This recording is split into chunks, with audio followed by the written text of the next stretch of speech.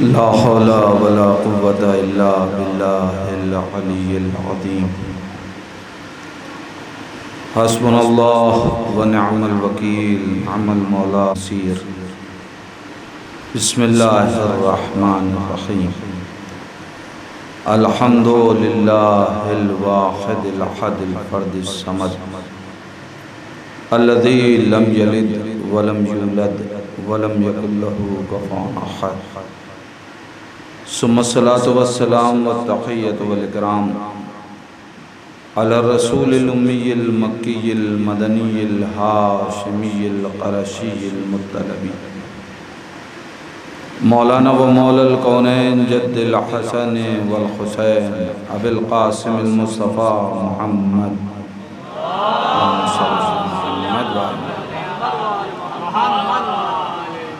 वलअनतुल्लाहि अला आदाइहिम अजमईन मिनल आना इला क़ियाम यौमिद्दीन व बअद यौमिद्दीन।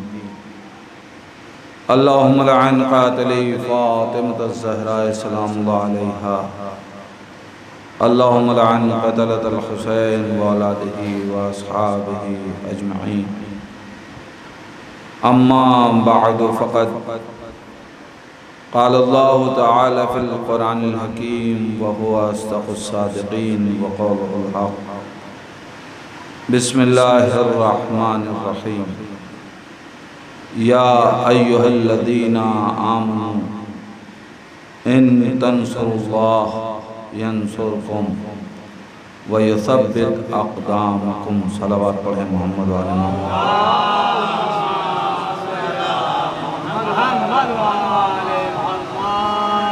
हज़रात, क़ब्ल इसके कि मैं अपनी गुफ्तगू को आपके सामने शुरू करूं, गुजारिश है एक बार सूरह हम्द और 3 मरतबा सूरह इखलास की तिलावत फरमाकर मरहूमा तैयबा बानू बिनते मकबूल हुसैन साहब की रूह को इशार फरमाएं।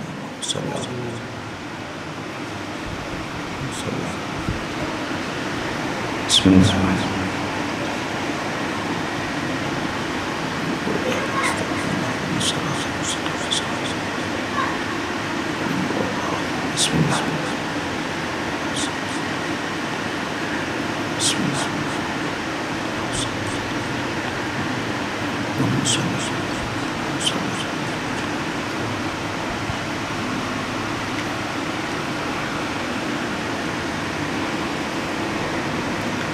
ख़ज़ाने ईमान खुदावंद आलम कुरान मजीद में वाज़ेह अल्फाज में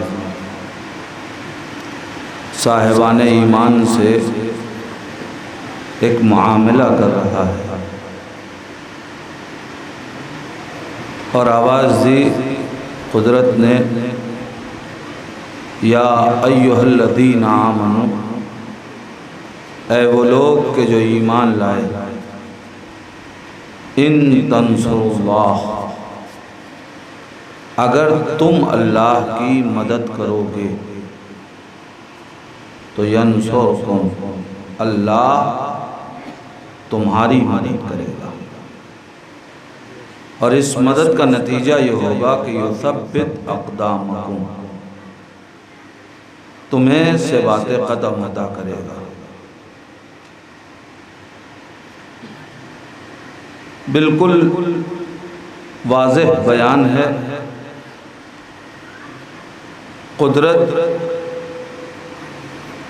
मशरूत गुफ्तगू कर रही है और इतना हम सब जानते हैं कि अगर शर्त मुहक्कक न हो तो जज़ा नहीं पाई जाती। कुदरत कह रही है इन तंसुरुल्लाह, ऐ साहिबान ईमान, अगर तुम अल्लाह की मदद करोगे तो यंसुरकुम, अल्लाह तुम्हारी मदद करेगा। यानी अगर तुमने अल्लाह की मदद नहीं की तो अल्लाह तुम्हारी मदद नहीं करेगा। इसलिए कि गुफ्तगू शर्त के साथ है जज़ा पाई नहीं जा सकती जब तक कि शर्त मुहक्कक ना हो जाए। इन तंसुरुल्लाह, अगर तुम अल्लाह की मदद करोगे। अच्छा, ये इस तरीक़े का लहजा हम लोग आपस में भी इस्तेमाल करते हैं। किसी ने हमको बुलाया कि हमारे यहाँ आइए, हमने फ़ौरन पलट के कहा आप हमारे यहाँ आएंगे तो हम आपके यहाँ आएंगे। इसका मतलब क्या हुआ?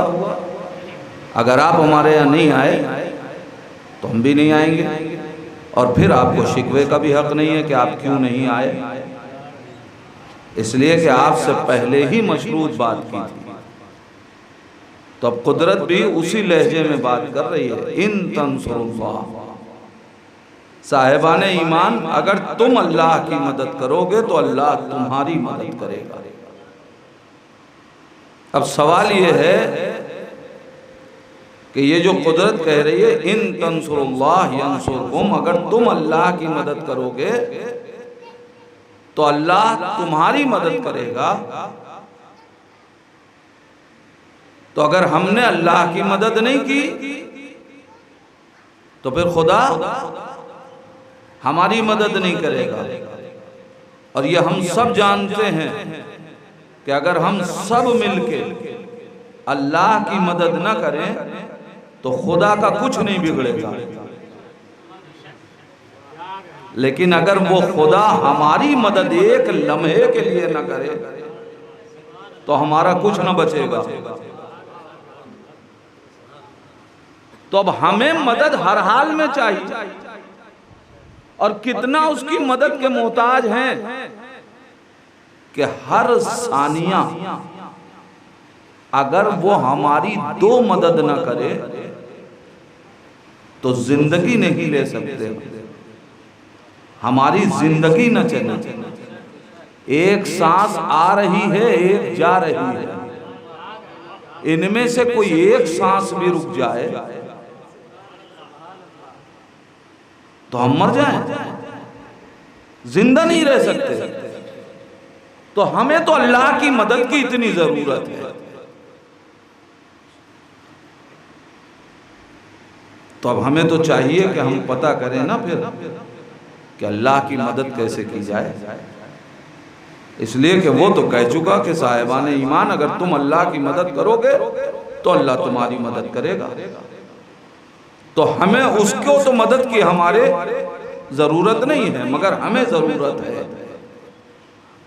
अच्छा, ये मदद किससे अल्लाह ने मांगी? साहिबान ईमान से। अल्लाह किससे मदद मांग रहा है? मोमिन से। और इस आयत में भी अल्लाह ने न लफ्ज रब रखा न खालिक रखा कि कोई उसकी तौजीह कर दे कि इससे मुराद अल्लाह नहीं है, या अल्लाह ये नहीं कह रहा है कि जो रब की मदद करेगा रब उसकी मदद करे, जो खालिक की मदद करे। नहीं, इन तंसुरुल्लाह वो नाम रखा है जो कोई रख नहीं सकता, जो किसी के लिए इस्तेमाल नहीं होगा। अल्लाह ने इसमें जलाला रख के और उसके बाद मदद मांगी मोमिन से। तो अब जो लोग ये कहते हैं कि गैरुल्लाह से मदद नहीं मांगी जा सकती, उनसे पूछिए कि अल्लाह जिससे मदद मांग रहा है उसके बारे में क्या ख्याल है। अल्लाह मोमिन से मदद मांग रहा है। मैं क्या कह रहा हूं अज़ीज़ान ईमान, इन तंसुरुल्लाह, ऐ साहिबान ईमान, अगर तुम अल्लाह की मदद करोगे तो फिर मुझे कहने दीजिए मियाँ, जब खुदा मोमिन से मदद मांग सकता है तो हम अमीरुल मोमिनीन से मदद क्यों नहीं मांग सकते? एक सलावत पढ़े मोहम्मद वाले मोहम्मद।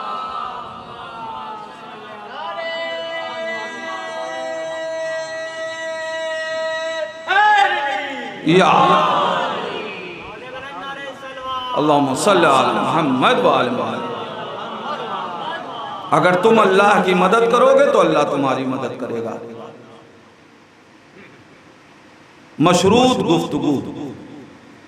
एक सलावत पढ़े मोहम्मद वाले मोहम्मद।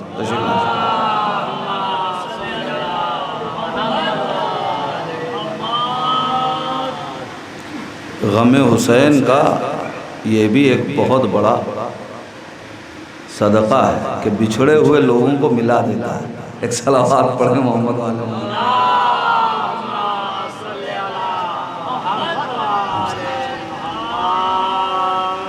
अल्लाह की मदद करोगे तो अल्लाह तुम्हारी मदद करेगा। अब मदद तो हमको चाहिए, तो अब पता करें ना कि अल्लाह की मदद क्या है, क्या है खुदा की मदद। तो साहिबाने तफसीर से मालूम कीजिए, सब ने बिल इत्तेफाक तहरीर किया कि अल्लाह की मदद उसके दीन की मदद ही उसकी मदद है,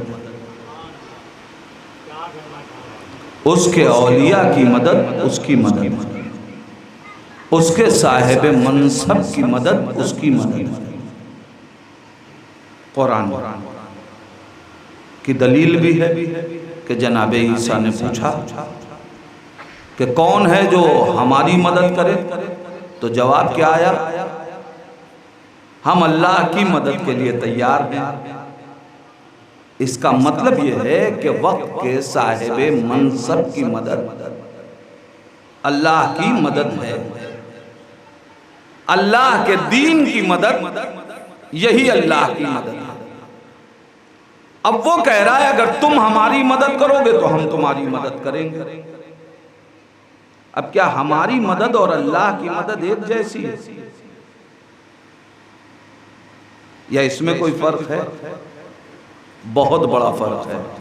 मैं ये नहीं कहूंगा कि जमीन और आसमान का फर्क है, इसलिए कि महदूद नहीं किया जा सकता,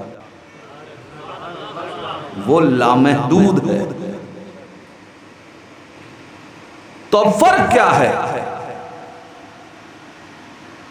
अल्लाह की मदद उसके दीन की मदद है। अयाज़म बिल्लाह खाकम बदहन, अगर एक मस्जिद में आग लग जाए और हम उसके दीन की मदद करना चाहें तो क्या करेंगे? किसी मस्जिद में आग लग जाए, हम अल्लाह की मदद करना चाहते हैं तो क्या करेंगे? भाई कोई मुश्किल सवाल है? अरे बुझाएंगे और क्या करेंगे, है ना? तो अगर आग बुझाएंगे तो ये अल्लाह की मदद होगी, है ये अल्लाह की मदद है। और बुझाने के लिए आग पानी की जरूरत है। पानी न हो तो हम तड़प के रह जाएं, आग नहीं बुझा सकते। अब मेरा सवाल यह है कि पानी किसका है? इसका मतलब यह हुआ कि हम अल्लाह की मदद में भी अल्लाह की मदद के मोहताज हैं। जरा पहचाने, मैं एक मंजिल तक जाना चाहता हूं अज़ीज़ान ईमान।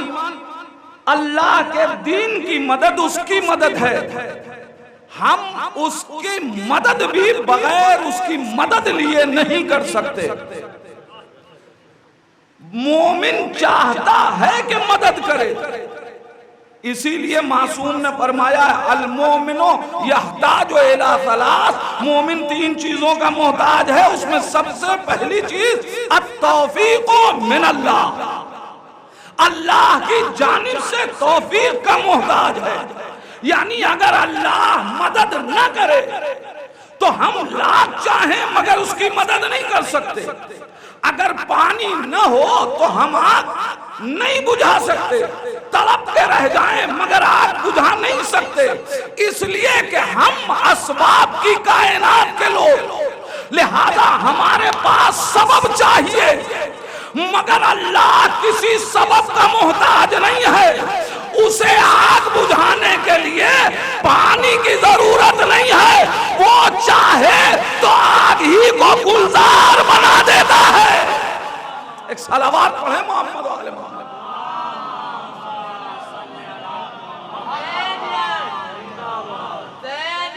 जिंदाबाद जिंदाबाद, मुर्दाबाद मुर्दाबाद मुर्दाबाद। या तो हम उसकी मदद में भी उसी की मदद के मोहताज हैं। हम पानी के बगैर आग नहीं बुझा सकते, मगर वो खुदा चाहे तो आग ही की फितरत बदलेगा। यानी जिसको दुश्मन ने तुम्हारे मिटाने का सबब बनाया है, मैं उसी को तुम्हारी बका का जरिया बनाऊंगा। आप जरा सोचें, जब अल्लाह मदद करता है तो वो फितरत बदल देता है। तुम खंजर चला रहे हो ताकि हमें मार दो, मगर हम जब मदद करेंगे तो नोके सिना से भी कुरान की तिलावत करवा के बताएंगे कि जिसको हम, जो हमारी राह में हमारी मदद के लिए निकले, उसकी हम मदद करते नहीं, फितरत बदल जाती है। फिर एक और मिसाल सुन कि अल्लाह की मदद में हमारी मदद में बड़ा फर्क है। जनाबे मूसा पूरी कौम को लेकर निकले, पीछे पीछे फिरौन का लश्कर। अभी आगे बढ़े थे कि एक जगह सामने पूरा दरिया। अब कौम जनाबे मूसा को बुरा भला कहने लगी। जैसे ही कोई इम्तिहान की मंजिल आए, नासमझ कौम के लोग रहबर को बुरा भला कहने लगते हैं। जब मंजिले इम्तिहान आए तो फौरन सवाल रहबर पे होने लगता है कि आप ऐसा क्यों नहीं करते और ऐसा क्यों किया और ये फैसला क्यों लिया। अगर रहबर माना है तो इत्मीनान भी करो।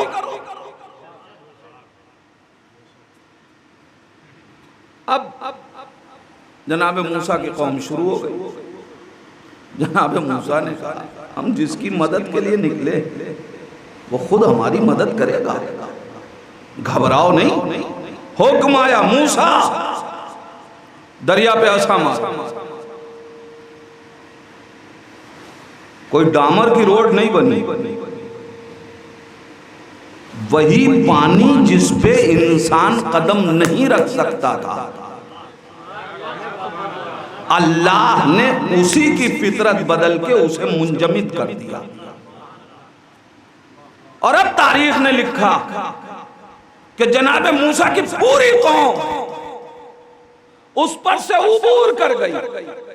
और जैसे ही जनाब मूसा की कौम उबूर की, फिर हुक्म आ गया, मूसा उतरुकुल बहर रहवा, ए मूसा इस बहर और इस समंदर को वैसे ही छोड़ दो, इसे खराब ना करना।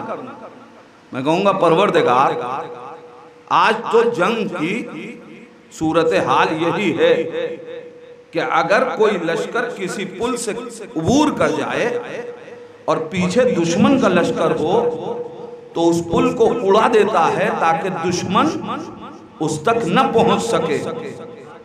पीछे पीछे फिरौन का लश्कर है। परवरदिगार, हुक्म होना चाहिए था मूसा जल्दी से खराब कर दो। ए परवरदिगार, ये क्यों कह रहा है मूसा वैसे ही छोड़ दो? अल्लाह आवाज देगा ये बताने के लिए कि ये न समझना कि रास्ते ने बचाया था, बताना ये था कि मेरी नुसरत ने बचाया है। अगर रास्ते ने बचाया होता तो जिस रास्ते से मूसा का लश्कर उबूर कर गया वही रास्ता जब वही रास्ता फिरौन के लश्कर के लिए मक्तल क्यों बन गया? एक सलावत पढ़े ना मोहम्मद वाले। इसका मतलब यह है कि मेरी नुसरत बचा रही है। इन तंसुरुल्लाह यंसुरकुम। अच्छा साहब, तमहीदी मंजिल खत्म कर रहा हूं एक सवाल के साथ। ये अल्लाह मदद क्यों मांग रहा है? मदद तो वो मांगता है ना जो मोहताज। तो खुदा मदद मांग रहा है तो क्या अल्लाह मोहताज है? हमारा जो कौम मोहताजों को इमाम ना माने वो खुदा क्या मानेगी? हम किसी मोहताज को इमाम नहीं मानते तो अल्लाह मोहताज कैसे हो जाएगा? तो इसका मतलब यह है कि वो मोहताज नहीं है। यहां मदद इसलिए नहीं मांगी जा रही है कि खुदा मोहताज है। और ये कोई पहली आयत नहीं है, ऐसी दूसरी आयतें भी कुरान में मौजूद हैं। मन दल्लज़ी युक़रिदुल्लाह क़र्ज़न हसना, कौन है कि जो अल्लाह को कर्ज दे? लीजिए, या तो अल्लाह गनी कहना छोड़ दीजिए। भाई कर्ज मांग रहा है अल्लाह, तो गनी कैसे? क्या मोहताज हो गया जो कर्ज मांग रहा है? का नहीं, हमने मोहताजी की बुनियाद पे नहीं मांगा। हम ये चाहते हैं कि तुम्हारे माल में इजाफा कर दें। और यही आयत इस आयत के जवाब के लिए काफी है कि अल्लाह ने नुसरत इसलिए नहीं मांगी कि अल्लाह कमजोर हो रहा है, उसने मदद इसलिए मांगी है कि वो तुम्हारी मदद करना चाहता है, तुम्हें मजबूत बनाना चाहता है। इसीलिए उसने आयत में आगे कहा, यो सब्बित अक़दामकुम, अगर तुम हमारी मदद करोगे तो फायदा हमारा नहीं है, हम तुम्हें सवादे कदम अता करेंगे। अब यहीं से एक बात तय हो गई।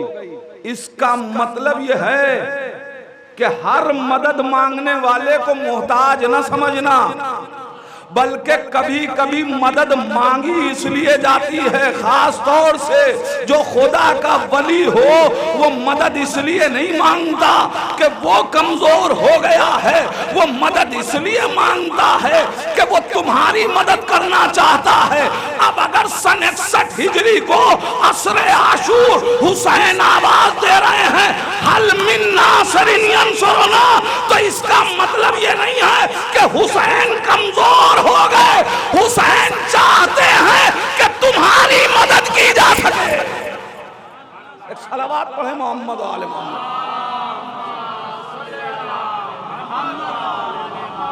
अब अगर हुसैन मजलूम आवाज दे रहे हल मिन नासिर, क्या तुम्हारे दरमियान कोई नासिर है? अजब लहजा है कसम खुदा की। यहां भी मदद सबसे नहीं मांगी गई, बल्कि आवाज दी गई हल मिन नासिर, क्या तुम में कोई नासिर है जो हमारी मदद करे? इसका मतलब हुसैन को मदद हर एक से नहीं चाहिए, हुसैन को मदद नासिर से चाहिए। नहीं, जुमला आपके हवाले करूं, हुसैन भीड़ नहीं चाहते, हुसैन नासिर चाहते, हुसैन मजमा नहीं चाहते, हुसैन नासिर चाहते। मेरे मौला क्यों? अजब नहीं इमाम आवाज दें इसलिए कि भीड़ 1.25 लाख की भी हो तो बैयत तोड़ देती है, मजमा 1.25 लाख का भी हो तो बैयत तोड़ देता है, नासिर 72 भी हो तो गर्दनें कटती हैं, बैयत नहीं टूटती। हल मिन नासिर, हमें नासिर चाहिए, हुसैन को नासिर चाहिए, सिपाही नहीं चाहिए। करबला से पहले तक जितने लश्कर बने, हर लश्कर में सिपाही भी थे, नासिर भी थे, मगर करबला के बाद कोई इमाम इनकलाब नहीं करेगा जब तक के नासिर न हो। और इमाम आली मकाम ने भी नासिर मांगा। हुसैन को नासिर चाहिए, सिपाही नहीं चाहिए। हो सकता है कि कोई जहन में ये सोचने लगे कि ये सिपाही और नासिर में फर्क क्या? बहुत फर्क है। सिपाही मैदान छोड़ के भाग जाता है, नासिर मैदान छोड़ के नहीं जाता। नहीं भाई, इतना ही नहीं है, सिपाही मैदान में बुलाने के बाद भी नहीं आता, और नासिर चिराग गुल करके जाने को कहो तब भी नहीं जाता। एक सलावत पढ़े मोहम्मद वाले मोहम्मद पर।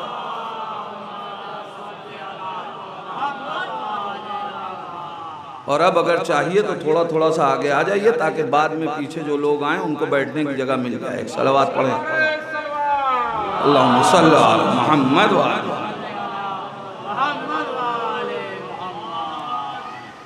एक मिलजुल के सलावत पढ़े, अल्लाहुम्मा सल्ली अला मुहम्मद व अला। तो हुसैन को नासिर चाहिए। नासिर किसे कहते हैं? नासिर बाशऊर होता है, सिपाही बेशऊर हो सकता है, मगर नासिर बेशऊर नहीं हो सकता। सिपाही मुनाफिक हो सकता है, नासिर मुनाफिक नहीं होता। मैदान में तो सिपाही भी आता है, नासिर भी आता है,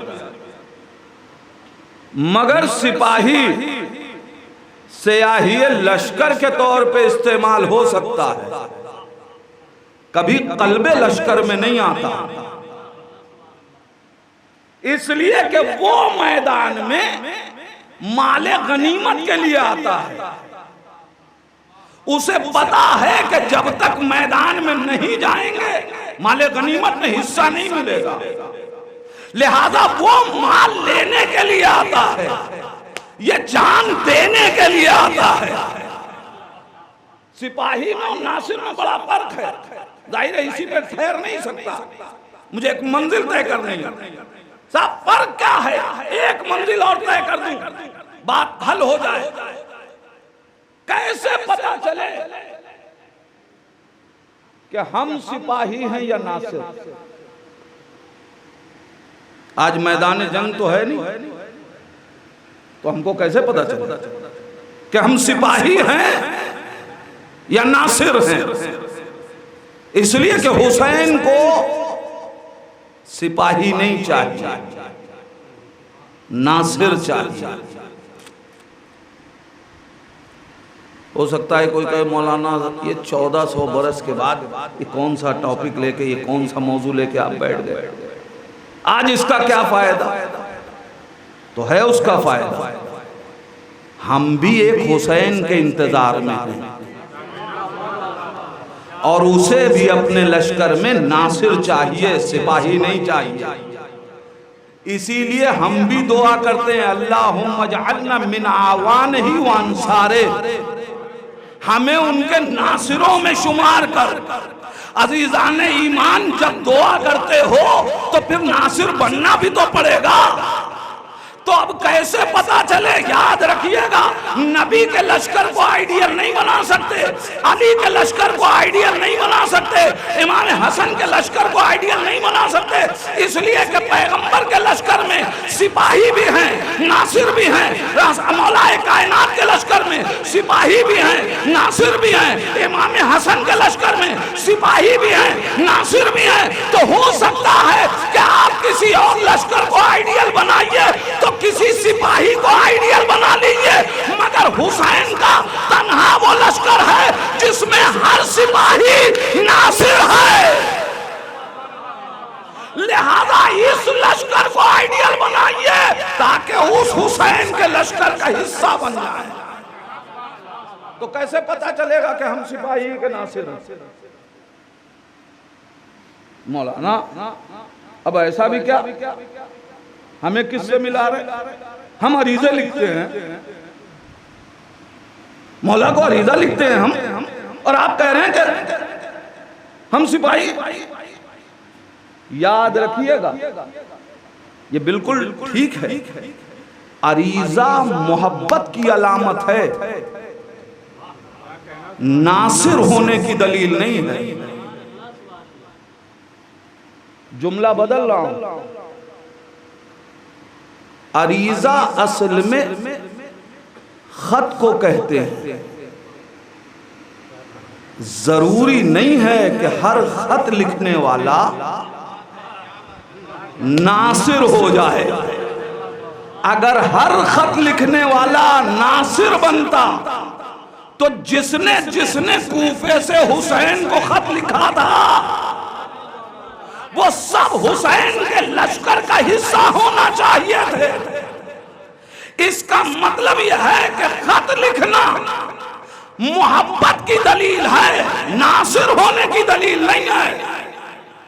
अच्छा, बात आ गई है तो जुमला और कह, हम भी खूब अपने अरीजों का हाल भी जानते हैं। ये बताइए, नुसरत करनी है या नुसरत मांगनी? नुसरत का वादा न करना है। हम अरीजे में क्या करते हैं? मौला ये दे दीजिए, मौला वो दे दीजिए, मौला ये चाहिए। तो हम तो मांग रहे हैं। मेरे जवान भाइयों, मैं ये बिल्कुल नहीं कह रहा हूं कि अरीजा ना लिखना, अरीजा जरूर लिखो। इनके अलावा किसी दर पे मांगना भी नहीं, इसलिए कि तन्हा यही वो दर है कि जहां मांगने पे इज्जतें बढ़ती हैं, बाकी हर दरवाजे पे हाथ फैलाने से इज्जत बर्बाद होती है। यही तन्हा वो दर है कि जहां मांगो तो इज्जत बढ़ती है। अगर इज्जत न बढ़ती तो लोग आके मलक भी भीख न मांग रहे होते। इसका मतलब यहां मांगने पे इज्जतें बढ़ती हैं, तो मांगने से मना नहीं कर रहा हूं। मैं सिर्फ शऊर अरीजा बेदार करना चाहता हूं कि जहां मांगो। जनाब हाशिम से इमाम हसन अस्करी अलैहिस्सलाम ने फरमाया कि मुझसे मांगा करो। जब मेरे चाहने वाले मुझसे मांगते हैं तो हम उनकी जरूरतों को पूरा करके खुश होते हैं। अजीजान ईमान, लिहाजा मांगो इन्हीं से, मगर मांगने का शऊर आ जाए तो मुतालिबा भी हो जाए, वो नुसरत भी हो जाए। किसी और से न मांगो, मगर जब अरीजा लिखो तो लिखो मौला दौलत दीजिए ताकि आपके दीन का काम कर सके, मौला औलाद दीजिए ताकि आपके जद का आजादार बना सके। मुतालिबा भी हो जाए, हक़ नुसरत भी अदा हो जाए। एक सलावत पढ़े मोहम्मद व आले मोहम्मद।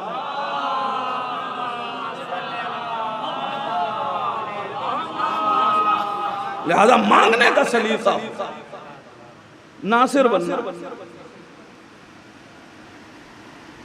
कैसे पहचानेंगे कि हम सिपाही हैं कि नासिर? आज के दौर में हमें कैसे पता चला? एक मेयार बता रहा हूं। जब जज्बे नुसरत, जज्बे फितरत पे गालिब आ जाए तो सिपाही नासिर बनता है। वजाहत करूंगा इस जुमले की, दलील दो। जब जज्बे नुसरत, जज्बे फितरत पे गालिब आ जाए तो सिपाही नासिर बनता है। मैं इस जुमले को फिर से दोहरा रहा हूं ताकि मेरे जवान अपने जहनों में बैठा लें। जब जज्बे नुसरत, जज्बे फितरत पे गालिब आ जाए तब सिपाही नासिर बनता है। क्या मतलब? कोई आपकी तरफ एक छोटा सा मिट्टी का ढेला फेंके, फितरत क्या कह रही है? ढेले के सामने से हट जा ताकि तुम्हें चोट न लगे, जबकि जरूरी नहीं है कि वो ढेला आपके जिस्म को जख्मी कर दे।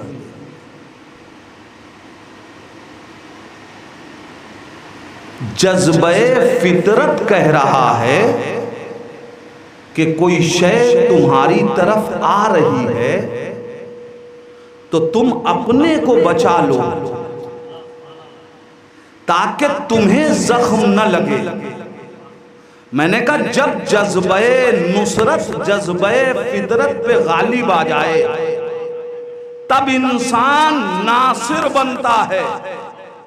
एक मट्टी का ढेला जो आपके जिस्म को नुकसान नहीं पहुंचा सकता, वो भी अगर आपकी तरफ आ रहा हो तो जज्बे फितरत कह रहा है कि अपनी जगह से हट जाओ। लेकिन अजीजाने ईमान, करबला में तीर आ रहे थे मगर जो नासिर थे उनका जज्बे नुसरत जज्बे फितरत पे गालिब था और वो ये कह रहा था कि तीर तुम्हें लग जाए, इमाम सालिम रहे।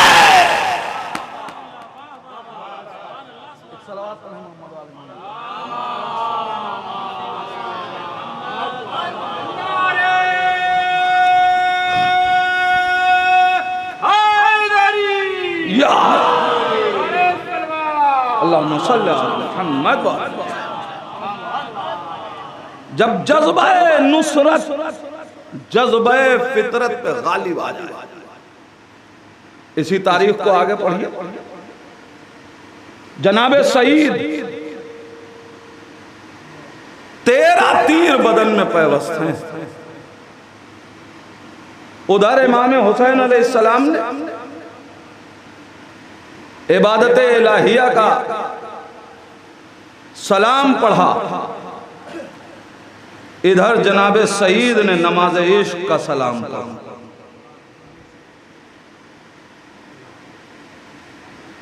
इमाम को सलाम किया और जमीन पे गिर जिसमें 13 तीर पैवस्त हैं। सरकार सैयद शुहदा आए, जनाबे सईद के सर मुबारक को अपने जानू पे रखा। जनाबे सईद ने आंखें खोली, इमाम का दीदार किया और एक सवाल किया, अवफ़ई तो यब्न रसूलिल्लाह, ऐ फर्जंद रसूल, क्या हमने हक़ वफा अदा कर दिया? जवानों, सईद करबला के मैदान से हमें पैगाम दे के चले गए। सईद ने ये नहीं कहा कि मौला देखिए 13 तीर बदन पे लगे हैं, आपको कोई तीर नहीं लगने दिया। मौला देखिए हमने शजाअत का मुजाहिरा किया, अपने अमल को नहीं देखा। इतना बड़ा कारनामा करने के बाद कि जहां ज़ानुए हुसैन पे सर इस बात की दलील है कि इमाम राजी है, उसके बावजूद इमाम से सवाल कर रहे हैं कि क्या हक़ नुसरत अदा हो गया। इसका मतलब सईद बताना चाहते हैं कि अगर पहचानना है कि तुम सिपाही हो या नासिर, तो खबरदार कोई अमल करने के बाद जहन में ये ना आए कि अगर हमने ये न किया होता तो आज मजलिस यूं ना हुई होती, अगर हमने न पढ़ा होता तो मजलिस कामयाब न होती, हमने मातम न किया होता तो अंजुमन कामयाब न होती, हमने जुलूस में ये काम न किया होता तो जुलूस कामयाब न हुआ होता। नहीं, अगर जहन में ये ख्याल आ रहा है तो फिर समझना कि सिपाही हो, लेकिन अगर अमल के बाद सवाल ये हो कि मौला हक़ आज़ाद किया या नहीं किया, तो समझना कि नासिर हो।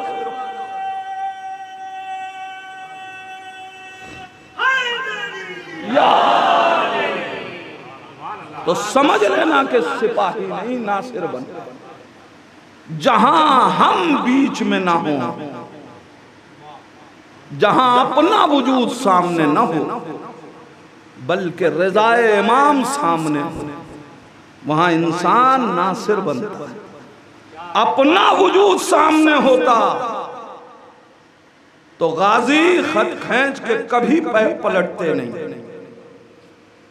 सिर्फ इमाम की रज़ा सामने थी, लिहाजा इतना बड़ा चैलेंज भी गाजी ने वापस ले लिया, इसलिए कि हम नहीं हैं। और याद रखिएगा, गदीर उस इमाम को मानता ही नहीं, गदीरी। हम उस इमाम को मानते हैं कि जहां हमारे नफ्सों पे वो हाकिम हो। अलस्तु औला बिकुम मिन अनफुसिकुम, नबी ने वादा लिया था कि नहीं? इसका मतलब यह है कि अगर चाहते हो कि नासिर बनो तो इन किरदारों को पढ़ना पड़ेगा। आप जरा सोचिए, वाक़यात करबला हम पढ़ते हैं, अक्सर व बेशतर एक जुमला कहा करता हूं, जवानों करबला किसी कहानी का नाम नहीं है, करबला दर्स है। दर्स समझा जाता है, कहानियां सुनी जाती हैं।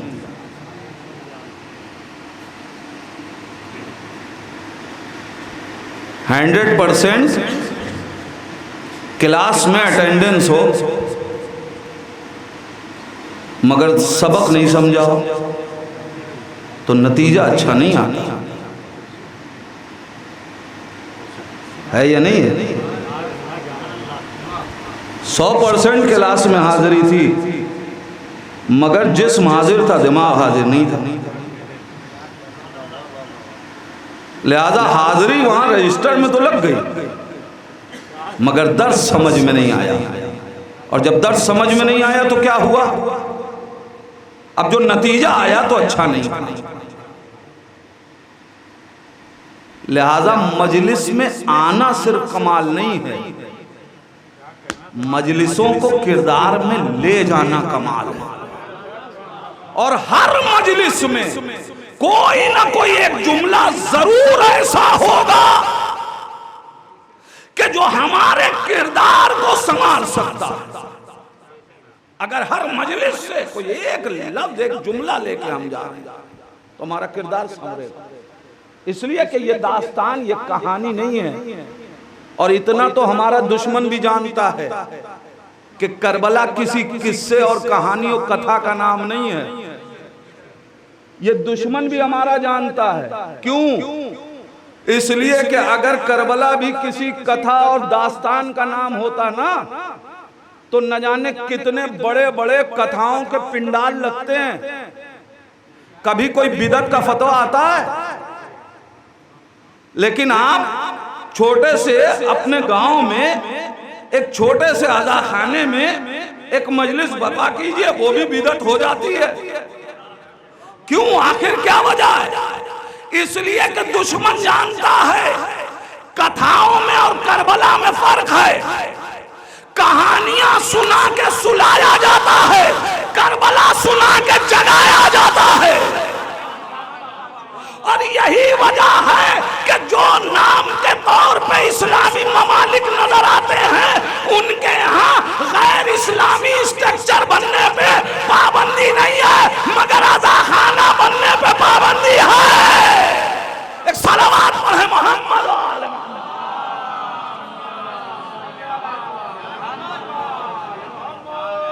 लिहाजा समझे, करबला को समझे। बस एक बात और कह के बात समेट दो। एक सलावत पढ़े मोहम्मद वाले मोहम्मद पर, तकरीबन तो वक्त हो ही गया। अज़ीज़ाने ईमान, जब करबला समझी जाएगी तो अब करबला का कोई वाकया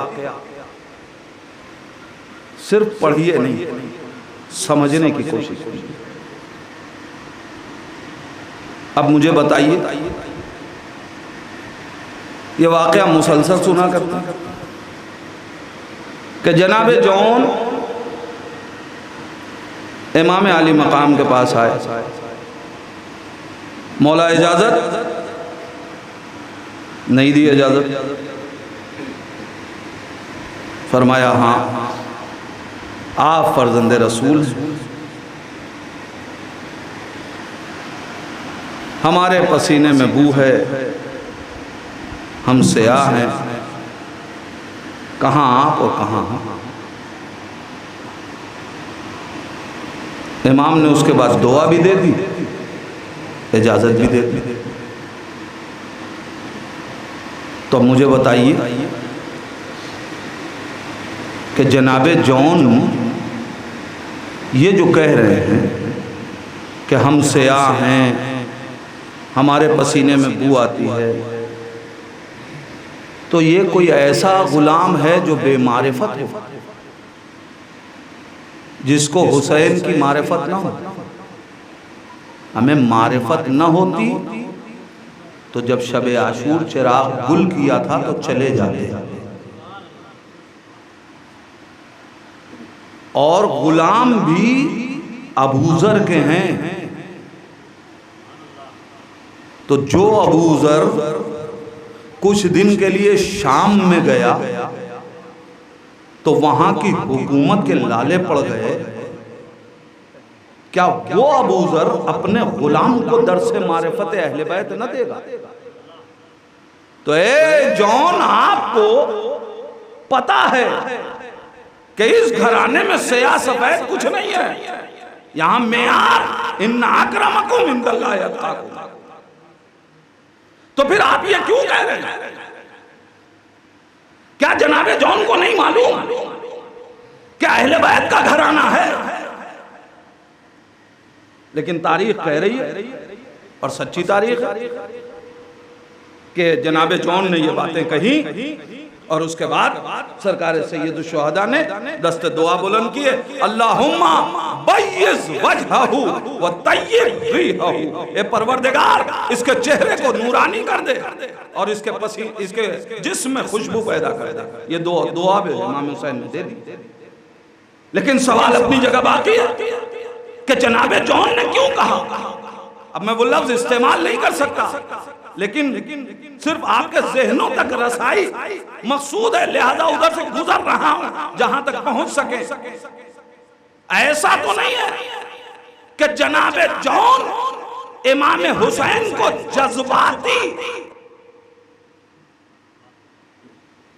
जज्बात में डुबो के इजाजत लेना चाह रहे हैं। तो फिर पूछिए जनाबे जॉन से कि आपने ये बातें क्यों की। आपको पता है, अरे इस घराने की तारीख ये है कि महंगा कपड़ा गुलाम को दिलवाया है, सस्ता लिबास खुद पहना है, और ये कह के पहना वहां भी अजीब दर्श है। लिया मौला ने लिबास, एक कंबर, उसमें से एक लिबास तुम ले लो।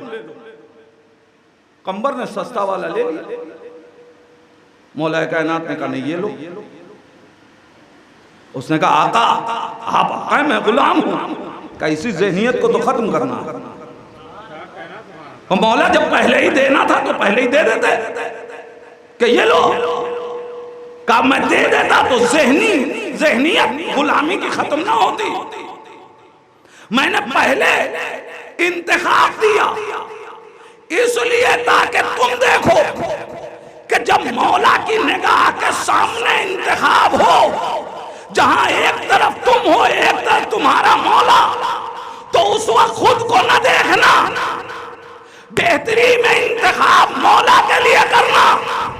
मैंने पहले कंबर की मारिफत को कायनात के सामने रखा और उसके बाद ज़ाहिरी गुफ्तगू सामने आई, और अब मौला ने फिर बताया कि जॉन, कंबर, तुम जवान हो, लिहाजा तुम्हारे लिए ये लिबास ज़ेबा है। मौलाए कायनात ने ये कह के हर बुजुर्ग को ये बताया कि याद रखना, अपने एतबार से अपने जवान का लिबास मुंतखब न करना। एक सलावत पढ़े मोहम्मद वाले मोहम्मद। तो जहां ये कैफियत हो कि कि गुलाम को गुलाम न समझा जाता हो, कनीज को कनीज न समझा जाता हो, वहां बताइए कि जनाबे जॉन ये बात क्यों कह रहे हैं? जॉन आवाज देंगे, नादान तुम क्या समझते हो कि मैंने ये जुमले इसलिए कहे कि हुसैन हमारे लिए दुआ कर देंगे तो हम खूबसूरत हो जाएंगे? अरे मरते वक्त हम अपने लिए खूबसूरती क्यों मांगेंगे, अपने जिस्म में खुशबू क्यों मांगेंगे? अगर चाहते हम तो हम ये अपने आका से भी मांग सकते थे।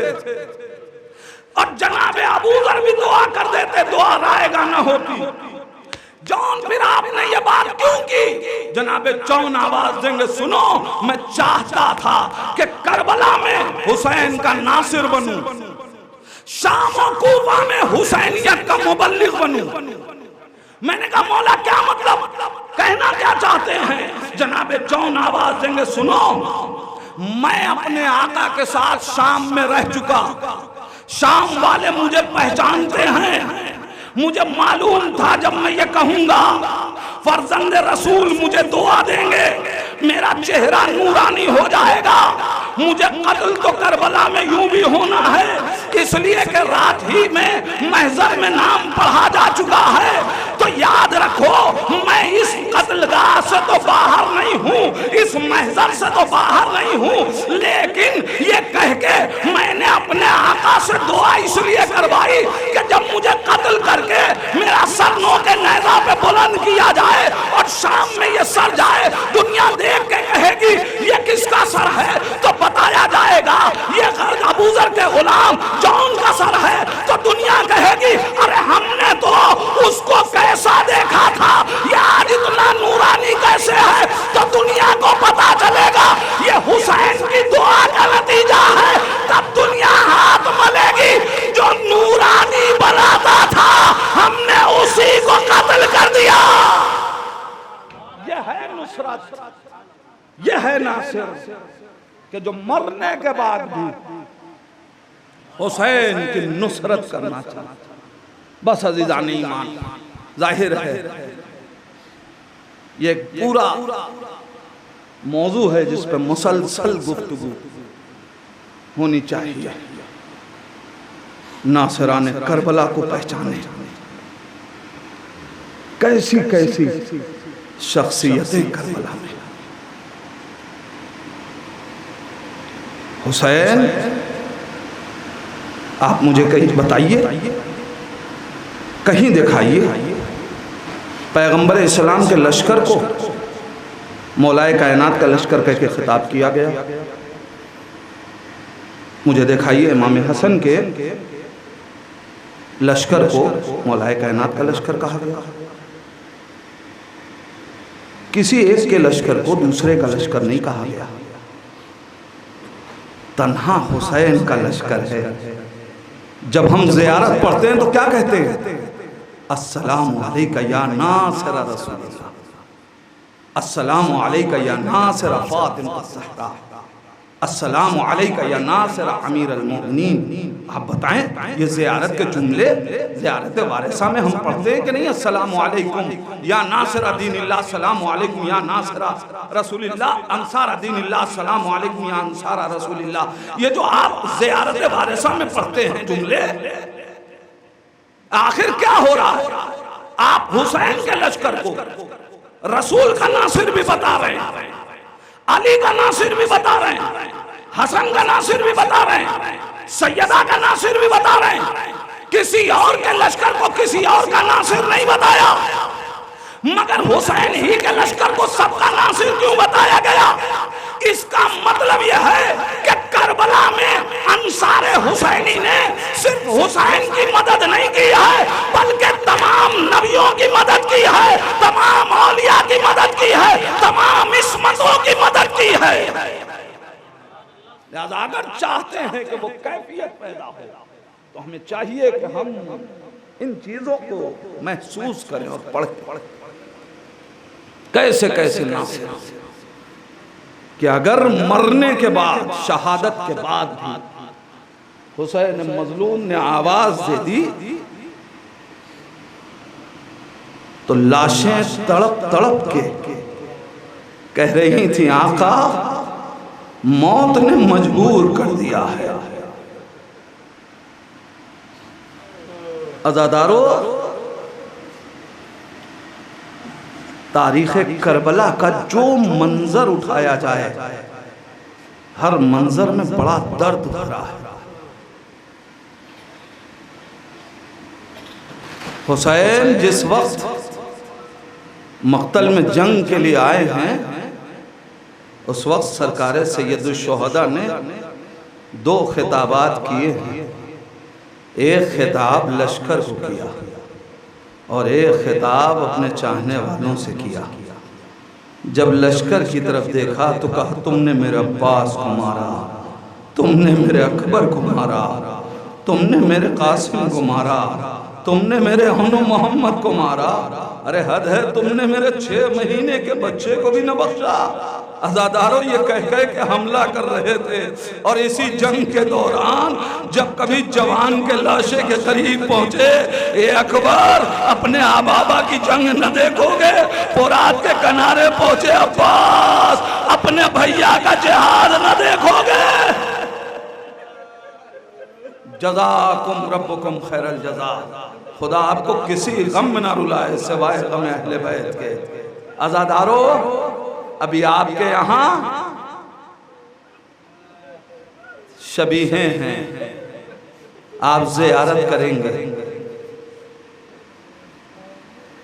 जब कहीं 72 ताबूत या 18 बनी हाशिम के ताबूत की शबी निकलती है ना, और जब सारी शबीहें एक साथ जमा हो जाएं, उस वक्त एक नजर डाला कीजिए। कसम खुदा की कलेजा फटने लगता है। जरा सोचो अज़ादारों, जहां सिर्फ शबीहें इकट्ठा हो जाएं तो दिल फटने लगे। अरे उस खैमे का क्या आलम रहा होगा और उन बीवियों का क्या हाल हुआ होगा, जहां अकबर का लाशा भी, कासिम की पामाल मैयत भी, और मोहम्मद के जनाजे भी। जज़ाकुम रब्बुकुम खैरल जज़ा। खुदा आपको किसी गम में ना रुलाए सिवाय गम अहले बैत के। अज़ादारों, आपकी आंखें नमनाक हो रही हैं, दुआएं कर लीजिएगा। दुआओं की इस्तिजाबत का वक्त है। परवरदिगार, इन आंखों को उस वक्त तक बंद न करना जब तक ये करबला में गरीब ज़हरा के रोजे की ज़ियारत न कर ले।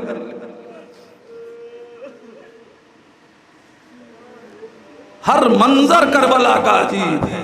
हुसैन जंग करते करते एक मर्तबा हातिफ गैबी ने निदा दी, ए हुसैन, जंग के जौहर दिखा चुके, अब जरा सब्र के जौहर दिखाओ। लो अज़ादारों, अरे हुसैन ने एक मर्तबा तलवार नियाम में रखी, भागी हुई फौजें सिमट आई। कोई पत्थर मार रहा है, कोई नेजा मार रहा है, कोई तलवार मार रहा है, कोई तीर से वार कर रहा है। गजब यह है कि मक्तल लिखता है, जिसके पास कुछ न था वो करबला की गर्म रात हुसैन के जख्मों पे डाल रहा था। गरीब ज़हरा घोड़े पे संभल नहीं रहा था। मक्तल ने जब मंजर लिखा, मक्तल लिखता है कि हुसैन कभी दाहिनी जानिब झुकते थे, कभी बाएं जानिब झुकते थे। मैं सोच रहा था, जिसके इतने तीर लगे हैं वो हुसैन घोड़े से जमीन पे क्यों नहीं आ रहा है? ये क्यों बार बार कभी दाहिनी जानिब कभी बाईं जानिब? अज़ादारों, मेरे दिल ने एहसास किया कि शायद वजह ये हो, जब हुसैन पुश्ते फरस से दाहिनी जानिब गिरने लगते हों, एक पहलू शिकस्ता माँ आ जाती हो, आ मेरे लाल मेरी गोदी में आ जा। अरे हुसैन सोचते हैं, अरे पहलू शिकस्ता माँ की आगोश में इतनी बुलंदी से गिरा, ज़हरा कैसे संभालेगी?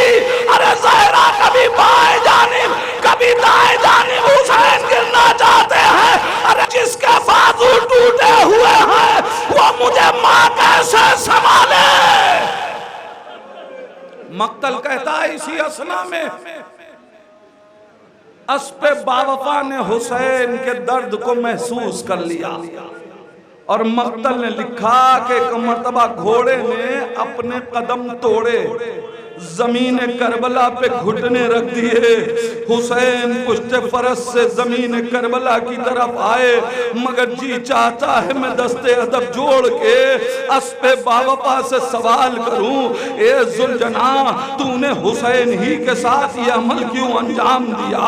अरे अकबर भी घोड़े से गिरे, तूने ये काम न किया। अब्बास घोड़े से गिरे, ये अमल अंजाम न दिया। आखिर ये काम हुसैन ही के लिए क्यों किया?